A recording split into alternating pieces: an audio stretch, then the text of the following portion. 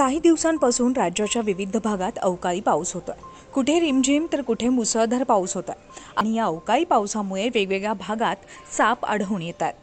कडाक्याचं ऊन आणि त्यानंतर पडणारा पाऊस या सगळ्या परिस्थितीमुळे सापांच्या जीवनमानावर या सगळ्याचा काय परिणाम होतोय हे आपण आजच्या व्हिडिओमध्ये जाणून घेऊयात। पुण्यातील प्रसिद्ध सर्पमित्र राजू कदम हे सापाविषयी बोलताना सांगतात की सध्या हवामानामध्ये मोठे बदल झालेत। या बदलाचा परिणाम या सापांच्या जीवनमानावर देखील झालाय। एकीकडे उष्णता असल्यावर होणाऱ्या गर्दीमुळे साप बाहेर पडतात, तर दुसरीकडे पावसाचं पाणी सापांच्या वारुळात किंवा बियात गेलं की सापांना त्या ठिकाणी वास्तव्य करता येत नाही आणि मग ते बाहेर येतात।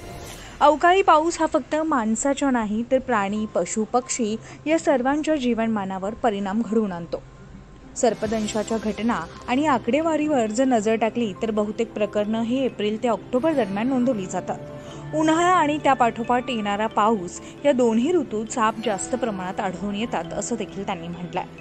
आता जे आपण हे वातावरण आणि चेंजेस पाहतोय याच्यामध्ये आपल्याला असं दिसून येतंय की निसर्गाचे खूप चेंजेस व्हायला आहेत। म्हणजे अवकाळी पाऊस पडत आहे, पूर्ण मे महिन्यामध्ये उन्हाळा चालू असताना अचानक पाऊस पडत आहे। याच्यामध्ये माणसालाही त्रास होतोय, प्राण्यांनाही त्रास होतोय, पक्ष्यांनाही त्रास होतोय याचा, आणि त्यातल्या त्यात सापांनाही खूप त्रास होतोय। कारण ज्यावेळेस ऊन पडलेलं असते त्यावेळेस उन्हाच्या संरक्षणासाठी साप झाडाखाली जातात, निसर्गात जातात, होलमध्ये जातात।